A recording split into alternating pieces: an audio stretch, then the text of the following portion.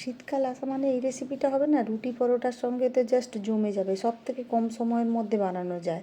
সারা বছর পাওয়া গেলেও শীতকালের মজাই আলাদা। নমস্কার বন্ধুরা, উমাস কিচেনে আপনাদের সবাইকে স্বাগত।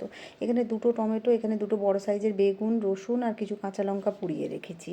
আর আপনারা কোয়ান্টিটিটা আপনাদের মতো করে দেখে নেবেন, বেগুন যতটা লাগবে। আমি রসুনের কোয়াগুলো বড় ছিল বলে এইভাবে এতটাই নিয়েছি। আর এরপর আমি সব কিছুর খোসা ছাড়িয়ে ভালো করে পরিষ্কার করে একটু কেটে নেব। এর সঙ্গে আমি একটা বড় সাইজের পেঁয়াজও দেখুন ছোটো ছোটো করে কেটে রেখেছি। সব উপকরণগুলোকে ছাড়িয়ে রসুনটা গ্রেটারে গ্রেট করে নিয়েছি। রান্নাটা অবশ্যই সর্ষের তেলে করবেন, সর্ষের তেলে মজাই আলাদা। এরপর এতে সামান্য জিরে ফোড়ন দিয়ে তারপরে যে পেঁয়াজটা কুচো কুচো করে কেটে রেখেছিলাম পেঁয়াজটা দিয়ে দিলাম। কি ভাবলেন খুবই সিম্পল একটা রেসিপি তো? না, এর মধ্যে আমি কিছু জিনিস অ্যাড করব যেটা আপনাদের আশা করি খুবই ভালো লাগবে। তাই বলছি শীতকাল এলেই মজাটা আলাদা। দেখুন এরপর আমি পেঁয়াজটাকে একটু মিডিয়াম হিটে রেখে 2 থেকে 3 মিনিট ভেজে নিলাম। কোনো গোল্ডেন করতে টরতে কিছুই হবে না। এই তো দেখুন এখানে আমি কিছু পেঁয়াজ গাছ নিয়ে নিয়েছি। শীতকালে শুধু পেঁয়াজ গাছ দিয়ে আমরা চিলি চিকেন আনতেই বাড়িতে আনি না, পেঁয়াজ গাছ দিয়ে দেখুন না, এতে দেবেন অসাধারণ লাগবে। আর যারা দিয়ে থাকেন তারা তো মজাটা বোঝেন। আমি কিছু পেঁয়াজ গাছ কেটে এভাবে দিয়ে দিলাম। খুব বেশি একেবারে গলিয়ে ফেলতে হবে না, এটাকেও 2 থেকে 3 মিনিট একটু ভাজা ভাজা করে নিতে হবে। যে মোটা মোটা ডাঁটাগুলো আছে যেগুলো ভালো করে ভাজা ভাজা হয়ে যায় একটু। এরপর আমি যে লঙ্কাগুলো কেটে রেখেছিলাম, লঙ্কা আর রসুন প্রত্যেকটা জিনিসই পুড়িয়ে রাখা আছে, যার জন্য একটা স্মোকি ফ্লেভারস আসবে। এইভাবে বানিয়ে দেখবেন কত সুন্দর লাগে, রুটির সঙ্গে তো জাস্ট জমে যায়। এরপর বেসিক মশলা যেমন হলুদ গুঁড়ো, লঙ্কা গুঁড়ো, এর সঙ্গে আমি একটু ধনে গুঁড়ো দিচ্ছি আর একটু জিরে গুঁড়ো দেবো। আপনারা না চাইলে এটা স্কিপ করতে পারেন না, হলুদ আর লঙ্কা দিলেই হবে, না দিলেও এটা দুর্দান্ত লাগে। ভালো করে একটু সব কিছু উপকরণগুলো ভালো করে একটু ভেজে নেব। এরপর টমেটোটা দিয়ে দিলাম, টমেটোটা পোড়ানো তো ছিলই।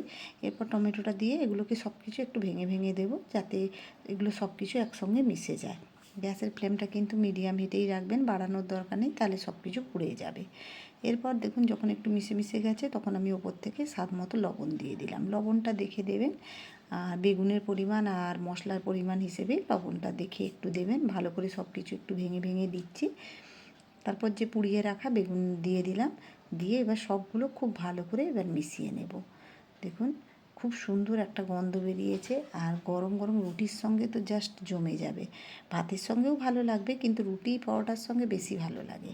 এরপর মিশিয়ে নিয়ে আমি একটা এরকম স্ম্যাশারের সাহায্যেও একটু একটু ভেঙে ভেঙে দিলেও কোনো অসুবিধে নেই, আপনারা চাইলে খুন্তির সাহায্যেও করে নিতে পারেন। আর দিয়ে সব কিছু দেখুন একটু মিশিয়ে নিলাম।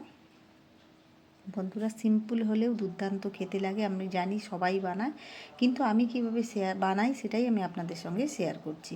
এরপর একেবারে ফ্রেশ ধনিয়া পাতা এতে তো অবশ্যই দিতে হবে, নাহলে মজাই কি। ধনে পাতা বেশ খানিকটা দিয়ে দিলাম, কোনো কঞ্জুসি নয়, এখন বাজারে খুব সস্তাতেই ধনে পাতা পাওয়া যাচ্ছে। দিয়ে সব কিছুকে খুব ভালো করে মিশিয়ে নিচ্ছি।